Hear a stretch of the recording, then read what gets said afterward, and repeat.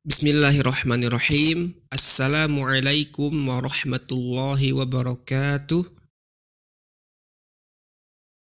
Berjumpa lagi dengan channel Tahsin Media, Media Belajar Tahsin. Jika pada video sebelumnya kita membahas mengenai hukum mim sukun, maka pada kesempatan kali ini kita akan belajar mengenai hukum nun sukun dan tanwin. Berbicara mengenai nun sukun dan tanwin, ketika nun sukun atau tanwin bertemu dengan huruf hijaiyah, maka ada 4 hukum atau 4 cara membacanya. Apa saja 4 hukum tersebut dan bagaimana cara membacanya? Berikut penjelasannya. Yang pertama yaitu izhar halqi.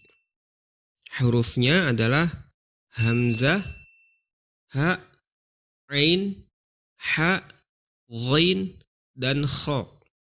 Dinamakan izhar halqi. Izhar artinya jelas. Apa yang dibaca jelas? Yaitu hukum nun sukun dan tanwinnya. Sedangkan halqi artinya adalah tenggorokan. Maksudnya adalah huruf-huruf izhar halqi, semua makhraj atau tempat keluarnya adalah dari tenggorokan. Berikut adalah contoh dari bacaan izhar halqi. Yang pertama yaitu contoh ketika hamzah. Azabun alimun min amwali wayan auna. Ketika ha, kullu syai'in halikun an hadakum wayanhahum. Ketika ain, bikulli syai'in alimun min ibadihi an'amta. Ketika ha, tijaratan hadiratan min haulika wa tanhituna. Ketika ghain, ma'an ghadaqan min ghislina fasayunghiduna. Ketika kha, qiradatan khasi'ina min khasyati wal munkhaniqatu. Atau contoh lain dalam potongan ayat. Yang pertama di surat Al-Lahab ayat kedua. Ma aghna anhu maluhu wa ma kasab. Yang berikutnya Al-Kautsar ayat kedua. Fasholli li rabbika wanhar. Itulah contoh dari hukum bacaan izhar halqi. Berikutnya yang kedua yaitu hukum idgham. Secara bahasa, idgham artinya adalah memasukkan. Apa yang dimasukkan? Yaitu huruf nun sukun atau tanwin ke dalam huruf idghamnya.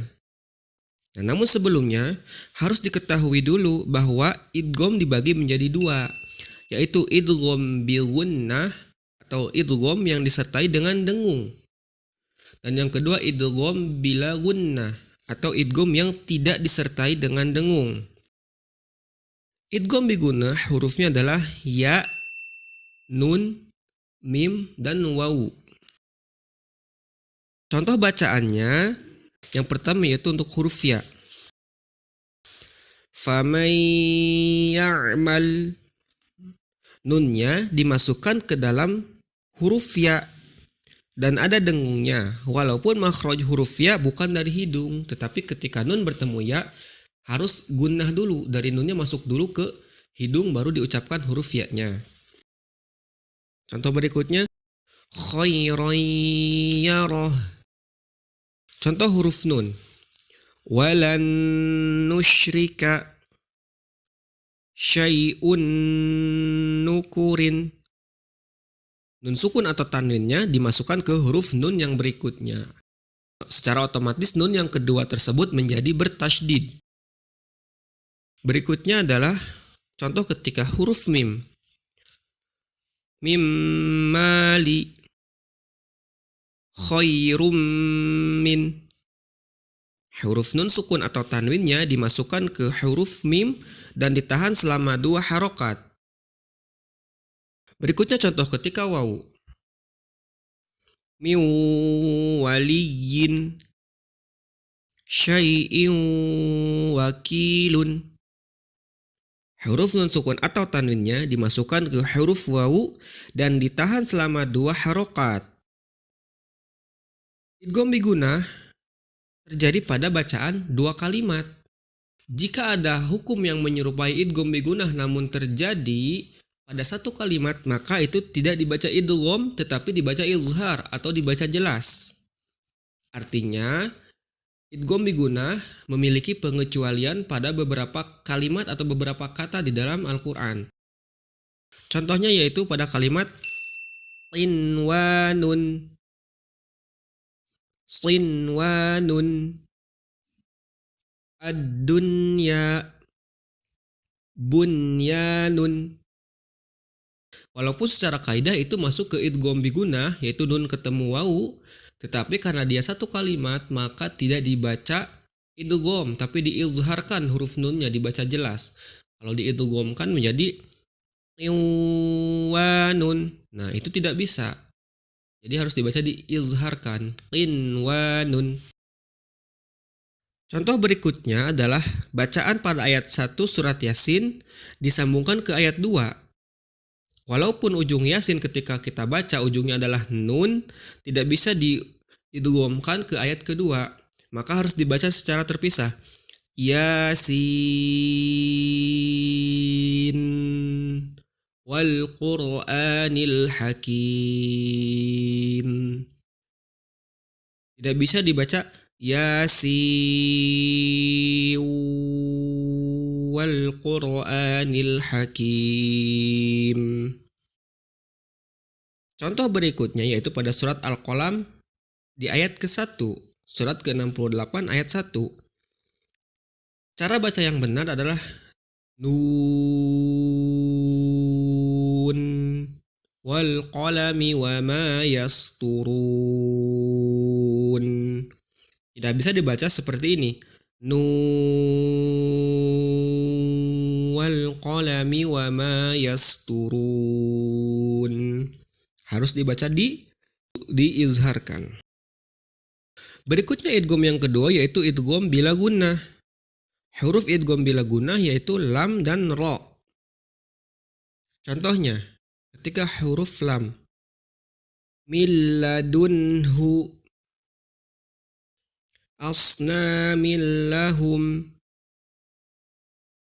fa illam yusibha fitnatan lahum.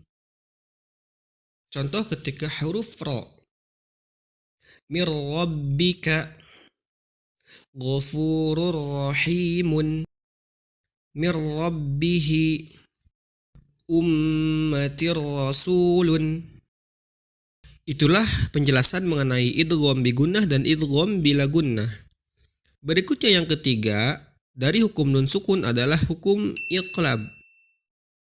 Huruf iqlab yaitu adalah ba. Maka ketika ada nun sukun atau tanwin bertemu dengan huruf ba, nama hukumnya adalah iqlab. Secara bahasa, iqlab artinya adalah mengubah sesuatu dari bentuk aslinya. Sedangkan secara istilah, iqlab yaitu mengubah nun sukun atau tanwin yang tersembunyi pada huruf ba disertai dengan gunnah. Ada beberapa pendapat tentang cara membaca iqlab, yaitu dengan merapatkan kedua bibir sehingga sempurna bunyi mimnya.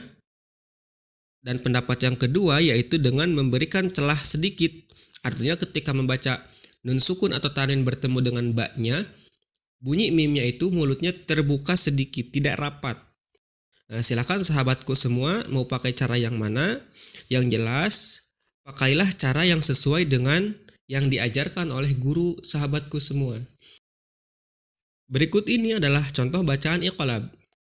Khairum basiran min ba'dihi yanbu'an. Itulah penjelasan mengenai iqlab. Berikutnya yang keempat adalah ikhfa. Nama lengkapnya yaitu ikhfa haqiqi. Secara bahasa, ikhfa artinya adalah samar atau tertutup. Sedangkan menurut istilah, ikhfa yaitu mengucapkan huruf yang disamarkan dengan sifat antara izhar dan ilgham tanpa tasydid dengan tetap disertai gunnah pada huruf pertama. Maksudnya huruf pertama yaitu huruf non sukun atau tanwin. Huruf-huruf ikhfa berjumlah 15 huruf. Jadi dari 28 huruf hijaiyah, 6 huruf untuk hukum izhar halqi, 6 huruf untuk hukum idgham, dan 1 huruf untuk hukum iqlab, dan sisanya yaitu 15 untuk hukum ikhfa. Berikut adalah huruf-huruf ikhfa. Berikut ini akan saya contohkan beberapa hukum ikhfa. Nafsin dha'iqah. Am lam tunzirhum min zakarin